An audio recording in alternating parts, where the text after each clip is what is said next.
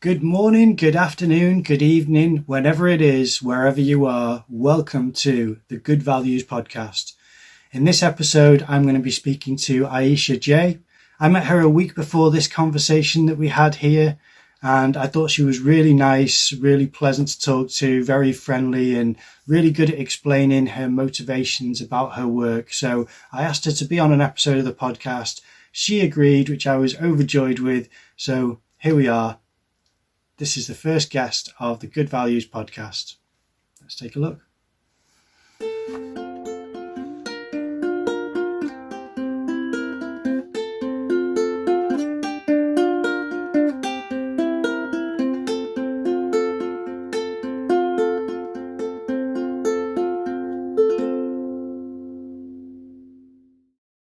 Yeah, so if you don't mind, for the viewers, if you could tell us who you are.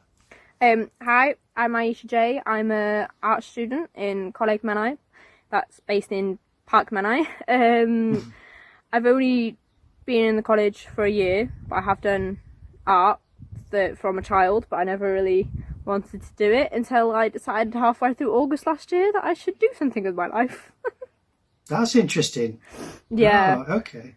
So what was it which made you decide to do art then if you didn't want to do it beforehand? Well, the reason I didn't want to do it beforehand was because I had a horrible teacher in school, and no matter what you did, your work was never good enough. Yeah. And I didn't like that. So by the end of year 11, my entire project was based off Mickey Mouse, and she didn't like that because she couldn't control what I was doing. So I did the entire thing myself, did the exam. Well, I was meant to do the exam, they wouldn't let me do it.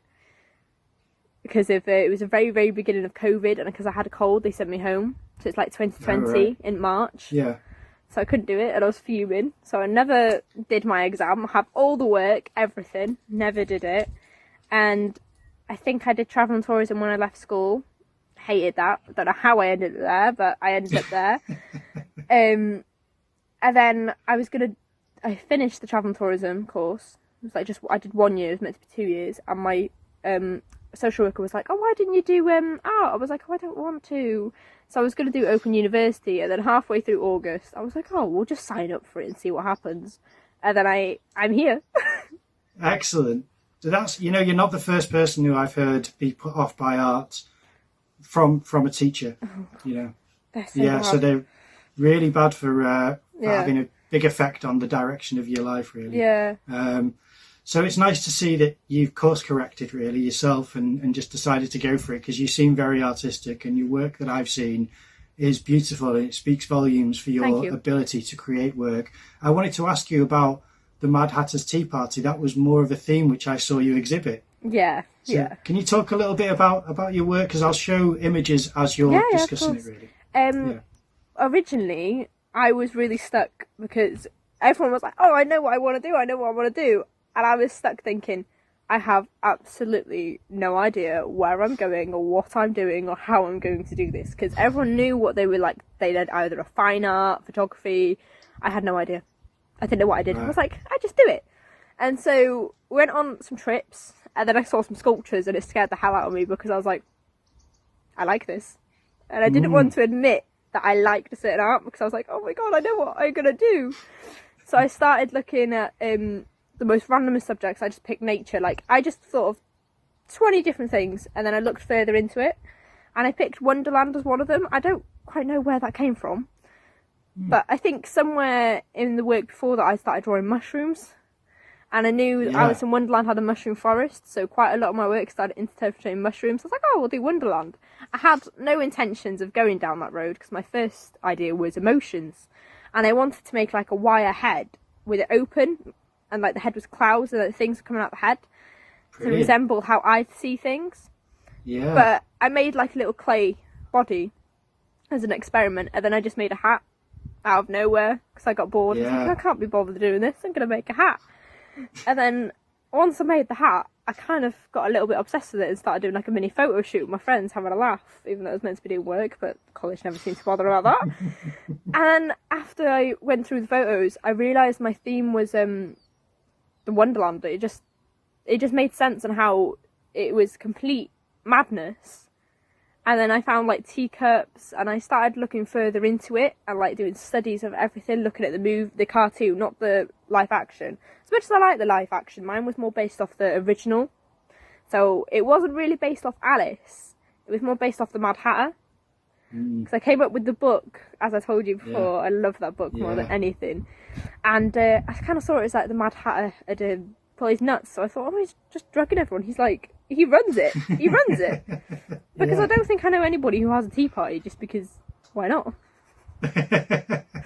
So I thought, you know, it kind of makes sense. If it goes from emotions to this madness of Mad Hatter running around giving people drinks and treats that make you small and big. It's a bit strange, but it really fits.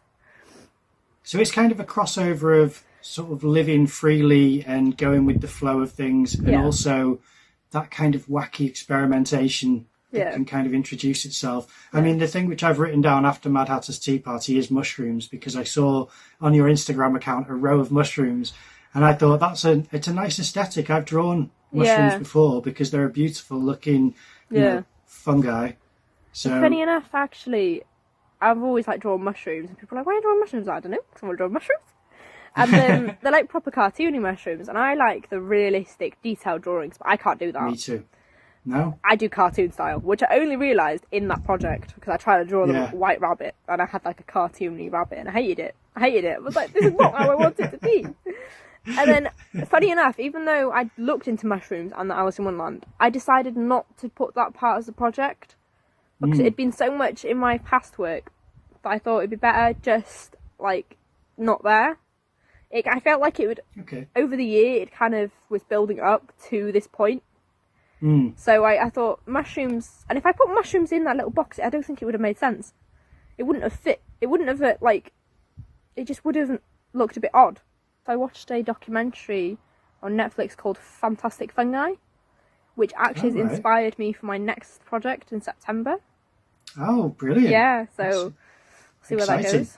Yeah. Yeah, because you're a real kind of creator of kind of sculptures to an extent. Yeah. I mean, not sculptures as in like clay sculptures yet, not that I've seen, but sculptures as in you will make things out of either paper or, like you said, you'd made out of a book. You'd made a book into almost a cabinet, which was just brilliant and beautiful. I don't know where you'd got that idea from. In all honesty, I don't think I quite know myself. That's great. I think what I visually see things. So if I'm trying to think, I'm like, how do I see this? And I saw like this book, and it's almost like, I remember in stories, you know when you've got like that millionaire and he's got something behind the painting? It's like a locked away. And I thought, how cool would it be if you picked up a book and it had something in the back of the book that you would never look, like a book you wouldn't even pick up. Something you would have no interest in. And this person's like, oh yeah, I love reading this. Everyone's like, that's a boring subject. And it has this like magnificent thing in the back that is, I don't know, maybe stolen or something, like something from like a villain's backstory or something like that. Yeah. Well, I've seen one thing. It's nothing like a cabinet, but in a film called Hard Boiled, which is a Chinese film, there's a scene which I'll always remember where one of the characters goes into a library and he has to find a specific book, and when he does, he flicks through the book and it's been cut out and it's a gun inside of the book. That's what I mean. Yeah, it's like that. Yeah, it's nice little secret stuff where people had never expected. So, really creative. Well, okay, that was just a random thing where I thought, because I've got also, aside from that, free spirit, because I look at your Instagram and you seem very much like a free spirit. You're kind of very much a partier and a lover and an expresser of complex emotions and things, you know. So it's not all love and light. You do express some of the more conflicted emotions that you experience. I am very straightforward, and I know some people like on their Instagram, oh, look how pretty, or something like proper petty, and I'm just like, some of the things I like poetry lines. I think there's one thing I said is, I'll love myself more than I ever loved you or anybody else. And I can remember my friend saying, what is that too blah blah blah. I was like, no, it's just the world. How should I have to love somebody else more than I love myself? Because I learned as I grew up is that if you're going to give somebody more affection than yourself, you're going to end up, you know, losing who you really are. Yeah, so, you might devalue yourself a little. And that's a scary kind of slippery slope, isn't it? It's not good. It's not good. No. So it's good for you to actually have that certainty of you come first, and then anyone else, you've got enough in your heart for everyone else. But some people see it as selfish, but I wouldn't say it's selfish. I think it's just a case of realising who you are, because once you know who you are, it's easier to really see people. Like, if once you know who you are and you're done with taking everybody's, whatever they're going to give you, karmas get thrown at you from everywhere. And, once you go through certain things and it teaches you a hard enough lesson, you notice it beforehand, and you're like, nah, I'm backing off from this. This is perfect, because the podcast is going to be called Good Values. As in, good values as a person, and the values of artwork as well, as in the contrast of light and dark and mid-tone. That's how I wanted my original emotions piece. I wanted to really show people that I wasn't just this fully happy person that's constantly out of her mind. That I am, like, there's so many things that I don't say, but I chose not to do it because part of me didn't want some people that I still know to see it, because I thought they're not ready to know who I am. Because I think I'm more afraid of telling them who I am. I think it's mainly because I still live in that environment, sort of thing. Yeah, it's makes you very vulnerable to open up that much. And you are still, that's your first year exhibition, is that right? Yeah, it is, yeah. It was very impressive for a first year exhibition. I really liked it, and I took a lot of photographs and shared them with students that I speak to from my uni that we've just finished, and showed them as an example of what we didn't see and didn't experience, and just to kind of show them the high standard that you're bringing really from your course. Funny enough, you say it's high standard. I kind of felt like mine was underneath its own standard, because I always look at everybody else's and I'm thinking, I can do better than that. And I remember saying the other day to my friend, I was like, I'm going to be the best next year. I was like, hold on, I am the best. But I didn't mean it like harshly. I was like, I'm going to do this work, and I'm going to bring something to college that they did not expect that much work off me. Yeah. But I always do that. I've always got so much work, because I'll never forget in the assessments. Some people have like one piece of work on their wall, and my wall's covered, and I'm like, are they missing something? And I'd stress for them, because I'd be like, yo, where's your work? And they're like, that's it. And I'm like, where is it? Well, yeah, it was nice to see how much work, because even though your work got reduced down, because your work wasn't as explosive as I could tell it would have been. No, so annoyed about that. It was very much contained within a cabinet and a certain idea, but you could see that what you'd made, there must have been work that led to that and led beyond that. There was so much more that was going to go into it, so much more. Yeah. Like, if you looked at my sketchbook, you could tell the amount of things that were considered and the amount of, like, studies and all sorts that it was going to do. But I think because I was a first year, they couldn't possibly give me what I wanted, or didn't understand. Because I don't know if you walked into the second year's part, and they had, like, little rooms. Yeah. I wanted a room! I so wanted a room! I think if I had a room, I would have developed my work further, and it would actually look like the Mad Hatter's office sort of thing. Yeah. But they kind of was like, oh no, the cupboard will do. And I was like, okay. Makes you wonder. I mean, maybe they did want to control how much they let the first years really. Yeah, I'm not quite sure why. They said it would just be too busy. But I think it's where they were originally going to put me, or why it was too busy. But so yeah. Oh well, next year we'll see if they let me have a room. Yeah, it certainly wasn't underwhelming. When I walked through, I was very much impressed by a lot of the students' work. I mean, most students' work that I looked at, I thought was really creative and looked very professional. I was impressed by going into your school and seeing what you were producing, especially at such a young age. And it was like your clocks, as well as your little teacups. You've made like clocks, which are just beautiful constructions. Most of my work is always like quick and ready, like rough and ready, like let's go, it's done, boom. I'm also like I think my work's very experimental, because the hat and the clocks and that were experiments. So when I did the clocks, I had to repaint them to like tidy them up, and the teacups, oh my god, I am never making them again. They looked great as well. They look great, but my finger was blistered from the craft knife trying to glue I had to fight with the glue gun, burning myself. I always tend to work with a glue gun with quite a lot of my work, and the amount of times I've burnt myself with it, I just can't win. I wanted to ask you about who your influences are, not who necessarily, but what your influences are, as far as, is it film, is it artists, is it TV, is it other people, or how do you get your influence? In all honesty, I don't think, because when this actually came down to artist research in the second block we were given the first year, I didn't like it, hated it, because I didn't look at artists thinking, oh yeah, I want to recreate their work. I wasn't like type of person to be like, yeah. I'm like, I don't look at artists very often and get influenced by them. So when at the very beginning I didn't look at artist research as very helpful, I thought it was pointless.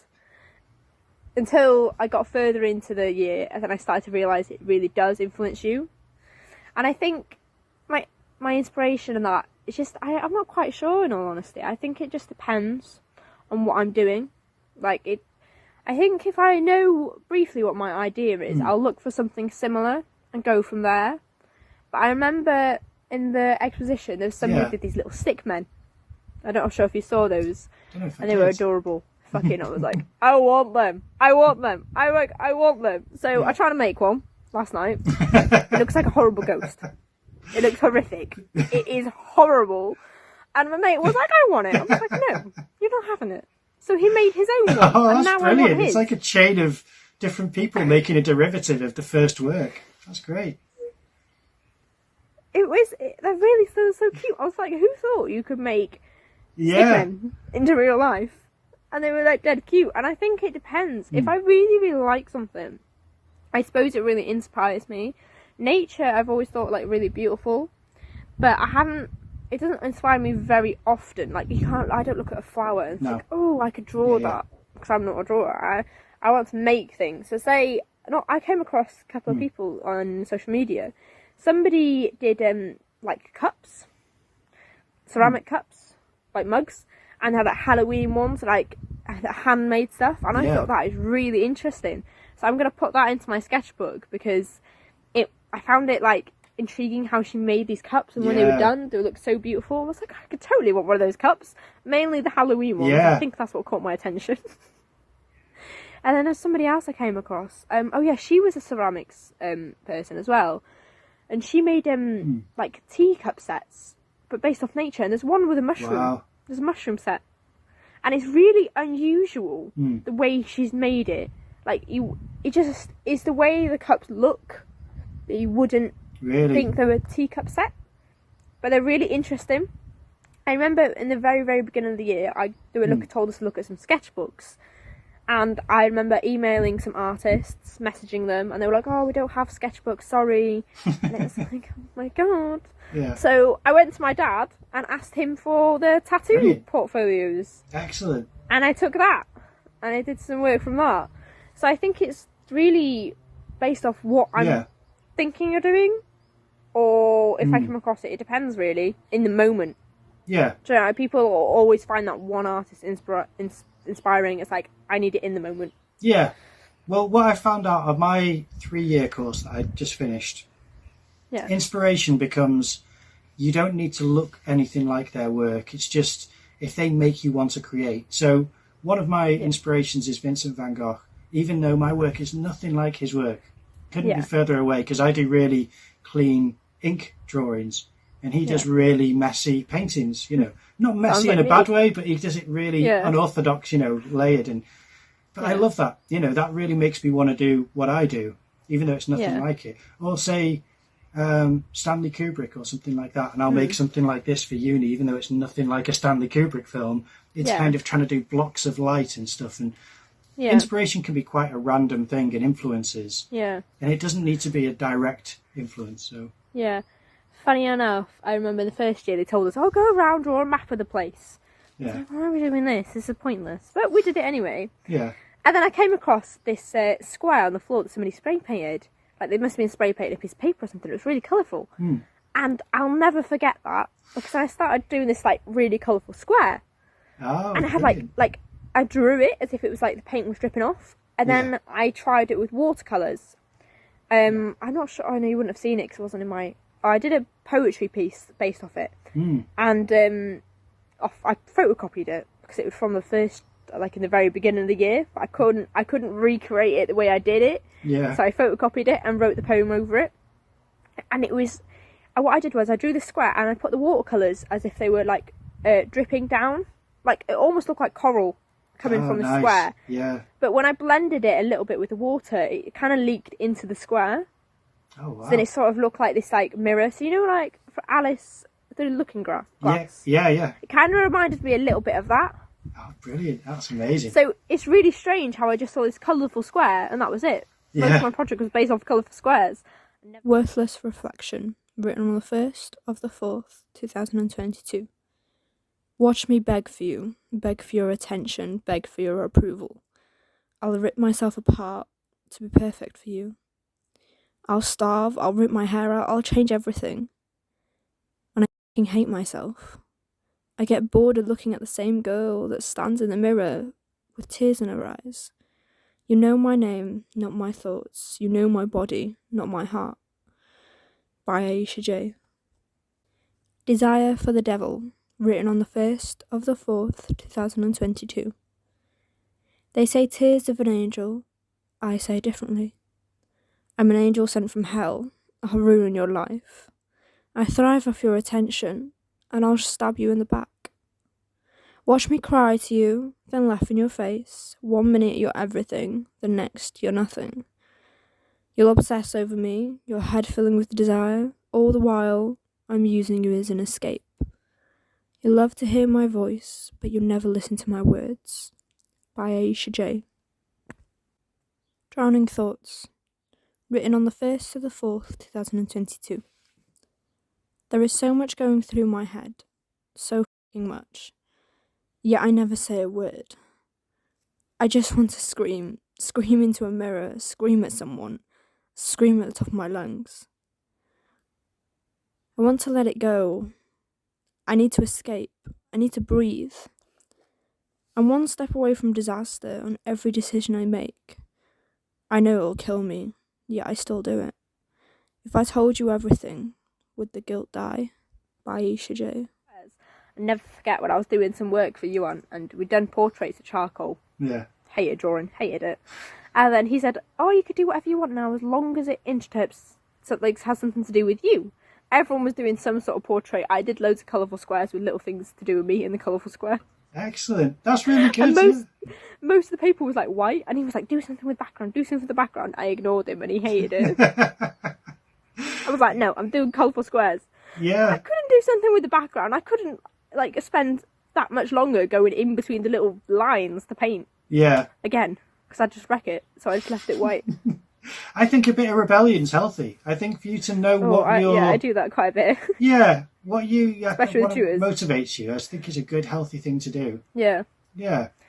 Because I've always noticed with tutors or teachers, they always try to guide you. They're like, oh, that looks nice. And they say certain things almost like to try and get you to do that. Yeah. And I'm like, no, I'm doing this. I'm doing this. I'm doing this. That's the best thing to do. Absolutely. Yeah.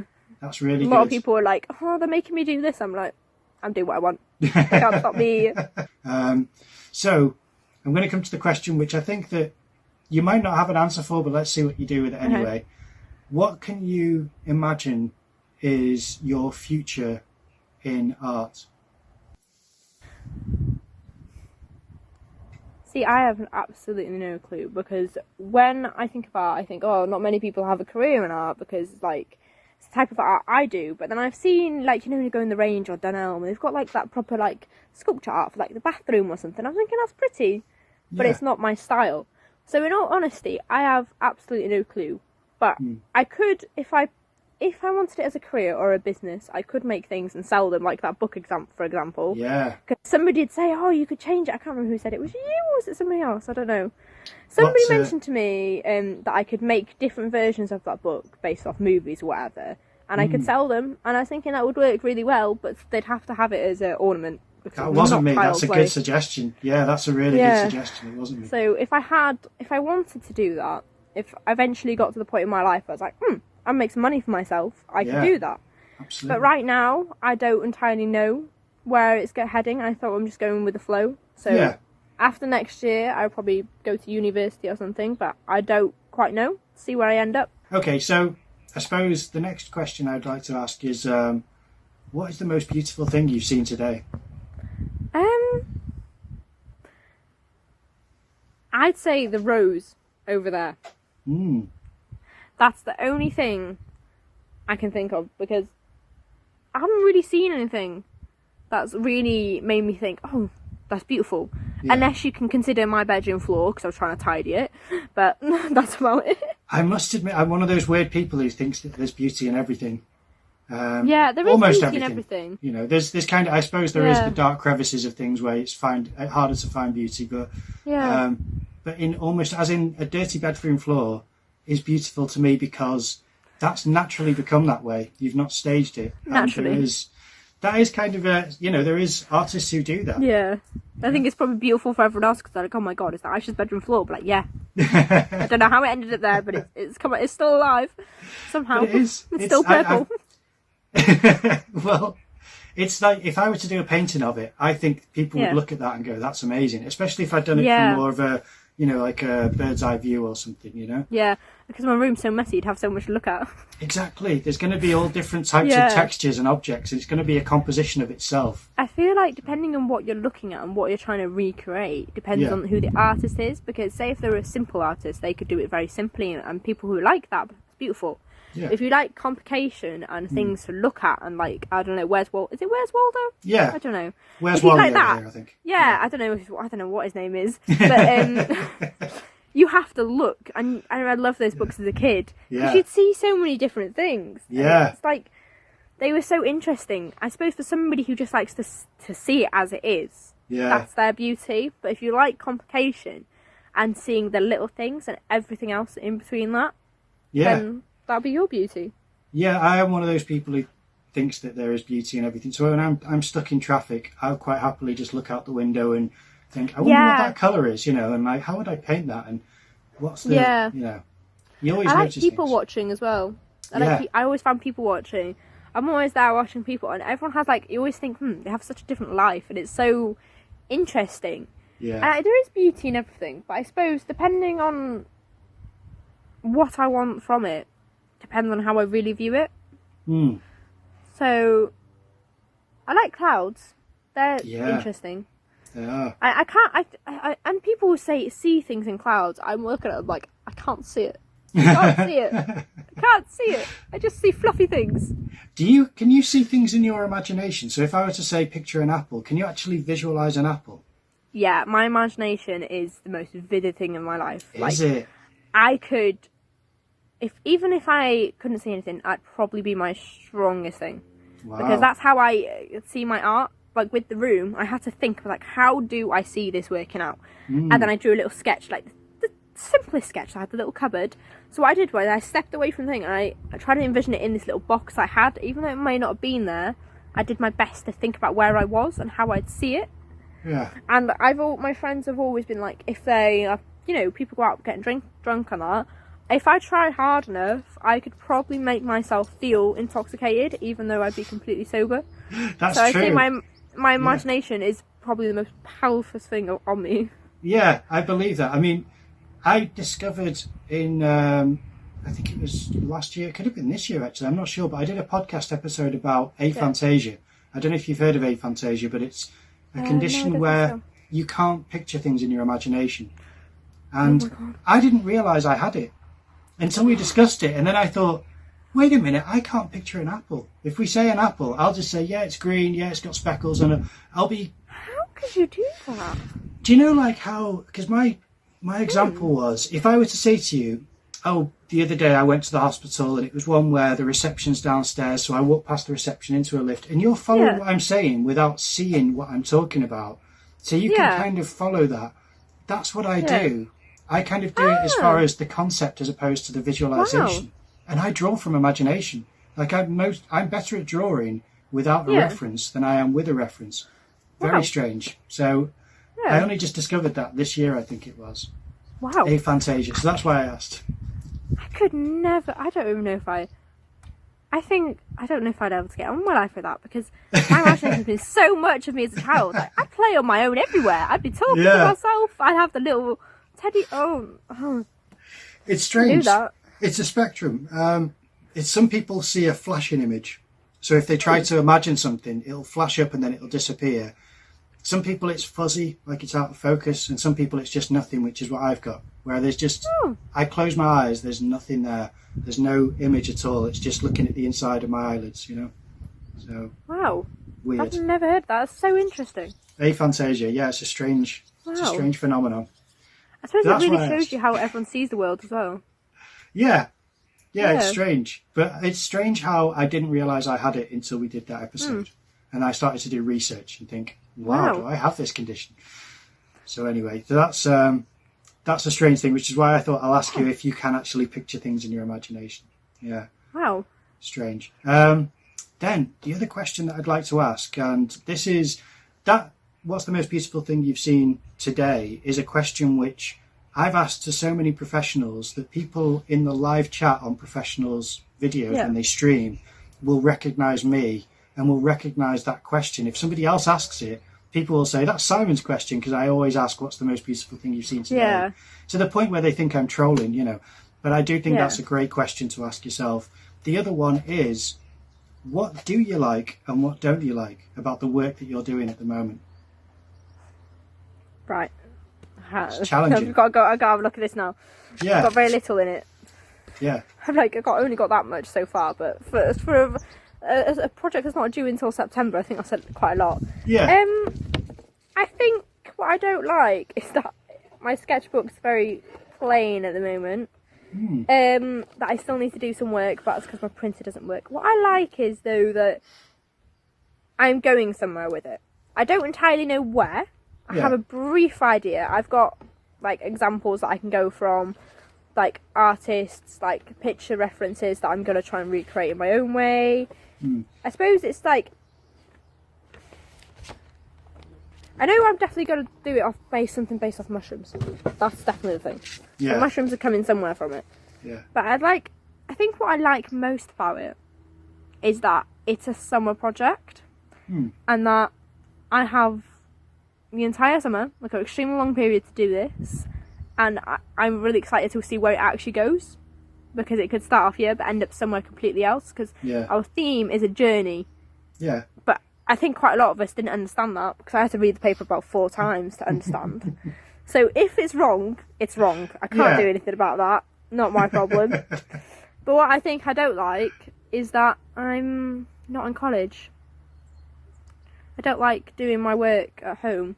But I've always, when I've been in college, like, I've got to make something. That's what my head's at. And when we were sat around doing nothing for the exposition, I was so bored. I was like, I want to make something. And I have this box, like a huge box full of stuff at the beginning of the year, and everyone was like, why did you do that? End of the year, everyone had their own box. I was like, told you. Told you. And Like I was a like, visionary. you got a box? I was like, I asked you for a box in the beginning of the year. But I'm going to come prepared this year. I'm going to buy some storage shelves, like cabinet or something. Because trying to rummage through a box eventually gets a bit like too a much. Treasure chest where you're just throwing things over your shoulder. Literally, I found all sorts. I found toothpaste, I found a spoon. Like, I'd start bringing you breakfast and everything. I had like some cereal and a bowl and some milk. Do you want some food? I'd have a box of food. It's like I was living there. I had a blanket. So do you think it's the space that when you go to this space at college, that is a space that you consider to be where you do your work and it's productive? It's my studio sort of thing. Do you know everyone's got like their own art studio sort of thing? Yeah. That's my space. Yeah. Nobody can come in and start changing my work. It's mine. Like, no. This is where I work. You work there. Yeah. I can put dangly things up like I did last time. I had like a dangling mushrooms, little like bunting, and everyone's like, what are you doing? I'm like, I'm making it my house. So you really make it your own space. Yeah. Was it the space where I saw you exhibit, or was it a different space? No. You know where the canteen doors were? Yeah. There, but those doors are always closed. So when we're working, how you walk through foundation and level 2, those were closed. They're boarded up. Yeah. So they're boarded up for us to work in. So you've got obviously your separate classes, but during the exposition we open them up so you can walk all the way through the college. Yeah.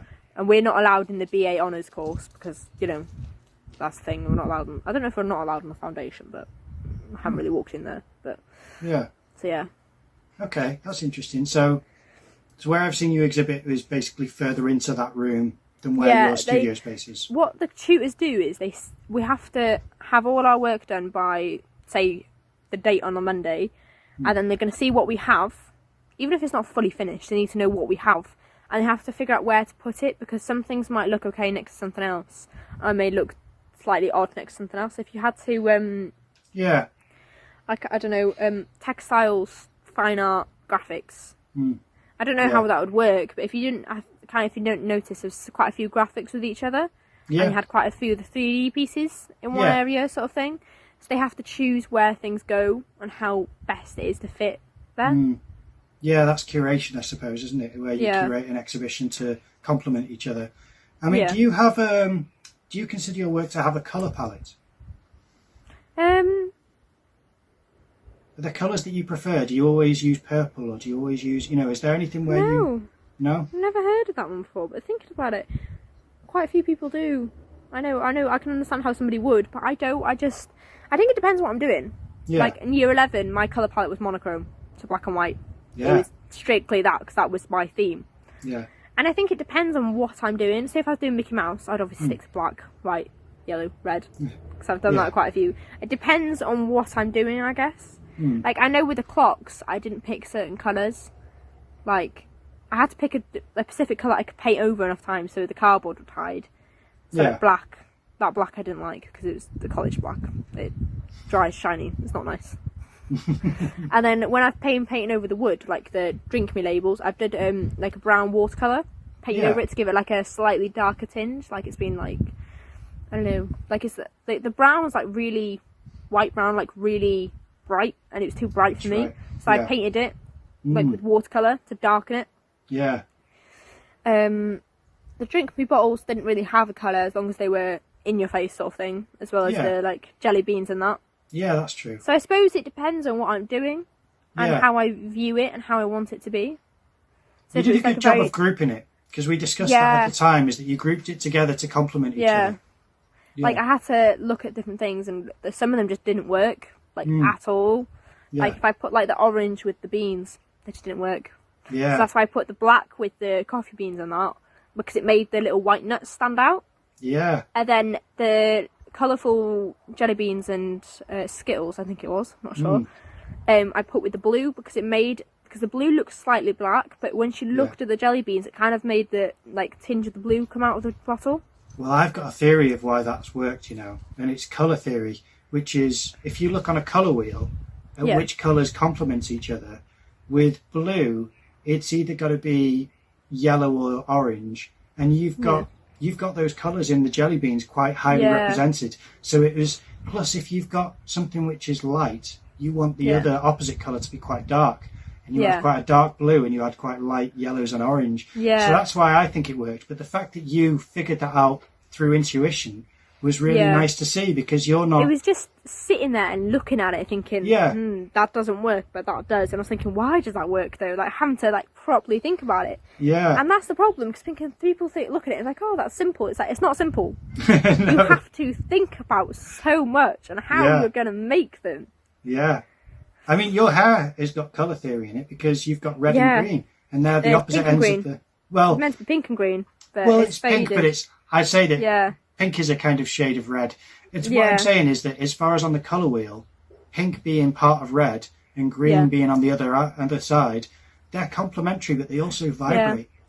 People think they're Christmas colours, and it's like, when I first got it, it was like bright pink and bright green. I was like, it's not Christmas colours. I even went and changed all my earrings, so this side was pink and then this side was green. So I know, because I tied my hair up one day, I was like, wait, which side is pink and green? Because I think it was a night out before I went. I think it was the day after I dyed my hair, and I was going out, and I had this green dress, pink fishnets, and I proper colour coordinate. I had this, like, I deliberately bought bright coloured eyeliner, the colours I needed, and I was like, wait, which side is which? Because I was going to put pink on this side and green, and I had to, like, look at my earrings, because I didn't know, and I was like, I knew I did this for a reason. Oh, brilliant. Well, you're doing a great job of, figuring that out and feeling it, because you're actually working out how it makes you feel with the colours, and that's how you're finding what works and what doesn't. So it's fantastic. I'm looking forward to seeing what you do next, and I'm hoping that you'll come back on again for another episode. Hopefully, yes. Discuss your work and anything else which has changed or developed, or thoughts and feelings. But thank you so much for being on the podcast. And where is it people can find you? Want to find your work? What do you mean by that exactly? Do you mean If like anyone wants to see your work, have you got it up anywhere where, do you want to give out your Instagram? Do you want people to see you on Instagram, or at the moment, are you Instagram? Yeah, because I know quite a few artists put that out on Instagram. I don't really do that unless I really like. I think this is my exposition pieces on there. So my Instagram is probably the way to get to me. Or sometimes I randomly put things on Snapchat where I'm like doing art. I'm like, yo, it's so colourful. Or I made like I had this hat on my head. I had the hat on my head. I was like, yo, I've got a hat. Yeah. Like, I've just been an idiot sometimes, like, some god-awful pictures of me, and it's funny, because I don't care. Yeah. And I've just put them on there, and I'm thinking, yo. Definitely my Instagram, though, but if somebody wants to see what I'm working on, they'd probably either have to contact me. I don't know if you could walk into the college when we're working, just, like, through the school term, I'll say that. I don't think you can. But definitely the Instagram. If somebody wanted to know what I was working on, I'd probably do that, but I might even start putting it up on there now. I'm not entirely sure. So what's the name of yours on Instagram? Is it just Ayisha Milne? It's my username is ayisha.jay.xx. Oh, okay. Excellent. That's my username, yeah. Yeah. And I know on Snapchat I started calling myself Shroom Babs. No, Shroom Babby. Nice. I'm like 5'1". It's like, yo, I'm tiny. This works. Yeah. And funny enough, I've still got some of my Halloween outfits on there from October as well, so that's something I think. Yeah. But I'm going to upgrade it this year. Upgraded it this year. Well, like you said, you quite like the acting and performance side of things, so you can see you've got that kind of outgoing personality. Yeah. Which is really nice. Excellent. Okay, so I'll put the link in the description for your social media, and anything will get updated in the next episode that I see you. And until then, I just want to thank you for being a guest on the podcast, and I'll keep in touch and speak to you again soon. Thank you very much. It's been an excellent experience. No, not something I've done before, but I'm very thankful. Yeah. And I hope you enjoyed the art exhibition as well. I really did. Pretty sure we were spinning around on chairs or something. I'm not sure what we were doing. You were a great host, I have to admit. You did a great job of introducing me to your work, definitely. So thank you. Right. Lovely talking to you. Thank you very much. See you soon. Bye. Bye. All right, so that's the episode done. I thought she was a lovely guest, and I can't wait to get her back on again. If you did like the podcast, then please leave a like, and don't hesitate to comment down below if you've got anything to say. Love getting comments on the channel, and they've always been really nice and helpful so far. So please contribute if you've got anything that you'd like to see in the future, or if there's just something that you'd like to share. Also, consider, if you haven't already, subscribing to the channel. Ring the notification bell if you want to be notified of the latest uploads. It's my intention to upload every Monday, Wednesday and Friday. That will be art videos, which are at the moment going to be an ink drawing on Monday, a life drawing on Wednesday, a painting on Friday will be a painting, and also a podcast episode on Friday as well. So, if you can join and support the channel, I'd really appreciate it. I hope you enjoyed the episode, and I'll see you in the next one.